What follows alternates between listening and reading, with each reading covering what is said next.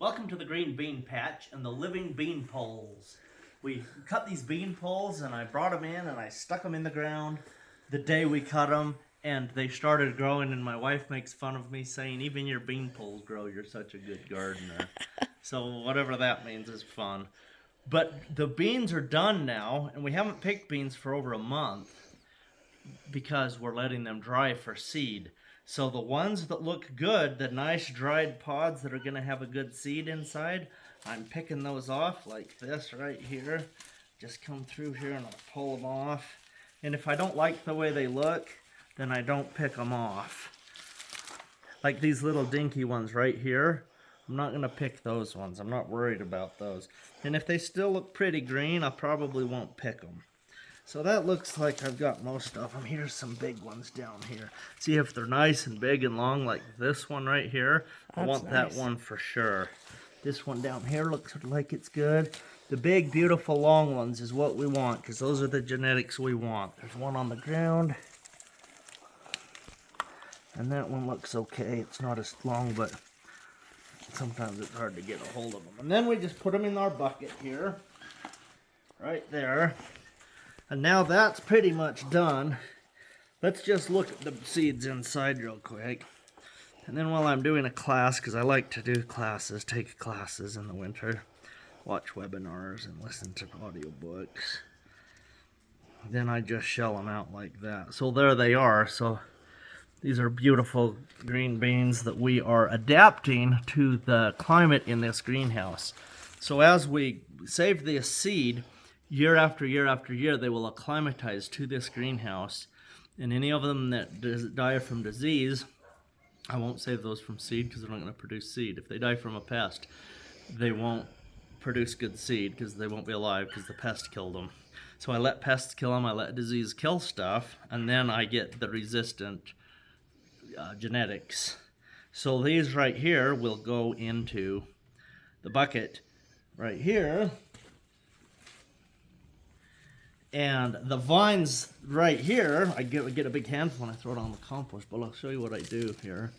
I just unwind them off of the teepee here. I guess this is a teepee, I don't know. Kind of. But since these bean poles are alive, I got to thinking through the summer, well, I don't want to kill them at the end of the year, but I've always removed my bean poles at the end of the year. And I've come to the conclusion that that's extra work, so I'm going to leave them up throughout the winter and just grow underneath them. Why would I take them down? That's a tradition that's always been done. Because you have to get a tractor in to plow. Yeah, there's reasons to move, but I can't think of a good reason to take out the poles. So I'm going to just tie that up. Oops, it didn't work. Tie that around so it'll stay together. I'm going to give it a toss. It'll fly out of your screen, but it's going to go right over there on top of the worm bin. And the worms are going to eat all of that and turn it into a succulent, beautiful compost, but we're not quite done here yet. What we need to do is finish the base here. Tim and Jessica planted garlic in here before they left. Those were my 17-week students this summer. And you can see one coming up. See right here? Yep. Isn't that wonderful? So I'm just going to remove a few of these plants that are growing in here. We're going to allow the garlic to come up. Now, sometimes garlic comes up at different stages. So I think there will be quite a bit more coming. But maybe they missed a spot and simply didn't put garlic in everywhere. I don't know. But we will find out. Or maybe it died. But here's another one right there. Looks like you've got a number in through there. See that one? See this one? Yep. So there's probably one here. Oh, yeah. Yep, it's there. Look at that. Or it's a weed that I just pulled on. Could be. Maybe there's another one here. Anyway. Oh, that's one there for sure. That's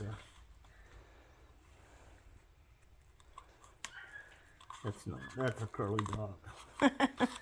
Anyway, so that's what we do. And when we get done, what we will have is a pretty clean bed. I'm going to leave some of the detritus on top because the detritus sphere is important. So this is done. Right through here is finished. The living plants that are going to become big giant weeds are gone, except for this quack grass. And it's going to give plenty of light and space for the garlics to start growing.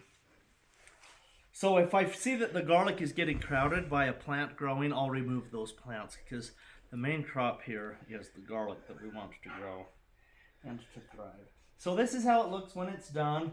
On this side, over here where there's still beans, I'll walk to the other side and clean that side up. But hopefully this helps you to have a living bean pole in your garden.